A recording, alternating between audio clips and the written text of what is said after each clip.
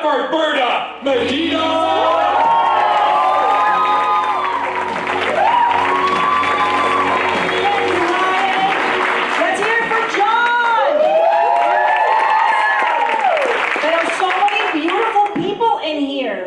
Any other Cuban Catholic women raised on guilt and café con leche in the audience? One hand, my daughter. So many young people here too. I'm always on the older side of the room now, and this getting old stuff is not for suckers, I'm going to tell you. I grew up in a very traditional Cuban household. I was that typical first-generation American kid with an absent father, which is just a nice way of saying a dick dad. Now, my dick dad, he wasn't bad. I mean, he wasn't evil. I mean, he wasn't like Castro, Hitler evil. But, you know, just a little cunty. But my mom was awesome. I can tell you with absolute certainty I was not her favorite kid. And I'm an only child. But she was great. Now, for those of you who are in a Cuban or Hispanic family, if you don't know this, when your parents get old, they are coming to live with you. It doesn't have to be said. It's an unspoken rule. They're going to give you all the free babysitting in the world. But man, when they get old, they are coming to collect. So my children grew up in a 4-generation home. My mom and my grandfather both lived with us. And I really loved that for them.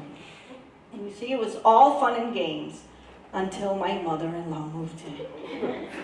Fuck. Now she moves in with us and she's in her 80s, so I'm thinking, how long can this possibly last? Bullshit. She lived to be 99 and a half. And you know, she wasn't bad. I really loved her. She wasn't bad. I mean, she wasn't evil. I mean, she wasn't like Castro, Hitler evil. And you know, just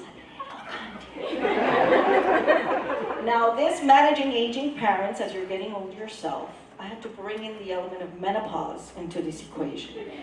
And holy shit. Ladies, don't get me wrong, I love the menopause, except for that part where you feel you're going to spontaneously combust all the time. But menopause fixed a lot of things for me, even my road rage. I used to be so ragey. Like holding rosary beads in my left hand and flipping somebody over with my right if they cut me off. This was me, Hail Mary, full of grace. Fuck you, motherfucking dickwad! And blessed is the fruit of thy womb. Not anymore. Here's what menopause doesn't fix. The need to go to the gyno for checkups. Proof that it is indeed a man's world. How are we talking about colonizing Mars and still not have a more humane way to do a pap smear? I swear that cold metal contraption they use to jaws of life your vagina is from the devil himself. And don't even get me started on mammograms. Men would never put up with tests like that. In fact, what do they get checked? Their prostate. Totally different test. It's warm, it's fleshy, it's a human touch. It is literally a finger up the ass. Do you know how many men love a good finger or two? It's just not fair. The good thing is with menopause, you don't care anymore. Here's how much I don't care. A couple of months ago, I come out of the shower and I decide for some reason to look at my body in a full-length mirror, completely naked. And ladies, if you look like me, I do not recommend this. So I'm looking in this general vicinity, and I'm seeing folds on folds on folds that were never there before. I swear, you guys, it's like a Shar-Pei that's had a stroke.